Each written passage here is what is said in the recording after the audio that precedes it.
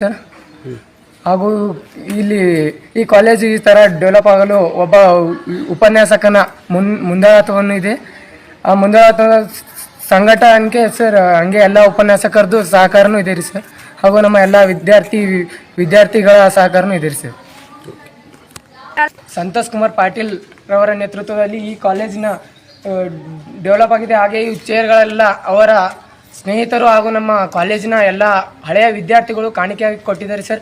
ಇದನ್ನು ಕೂಡಿಸಲು ಸ್ವತಃ ನಮ್ಮ ಪ್ರಾಚಾರ್ಯರ ನೇತೃತ್ವದಲ್ಲಿ ಅಧ್ಯಕ್ಷ ಇದು NNS ಘಟಕದ ಅಧ್ಯಕ್ಷರ ಸ್ಥಾನವನ್ನು ವಹಿಸಿಕೊಂಡಿರುವಂಥ ಸಂತೋಷ್ ಕುಮಾರ್ ಪಾಟೀಲ್ ರವರು ಎಲ್ಲ ಕೆಲಸ ಕಾರ್ಯಗಳನ್ನು ತಾವೇ ಮುಂದೆ ನಿಂತು ಅವರು ಕೂಡ ಮಾಡಿದ್ದಾರೆ. ಹಾಗೂ ನಾವು ಕೂಡ ಅವ್ರು ಹೇಳಿದಂತೆ ಕೇಳಿ ಎಲ್ಲ ಕೆಲಸ ಕಾರ್ಯಗಳನ್ನು ಮಾಡಿದ್ದೇವೆ ಸರ್.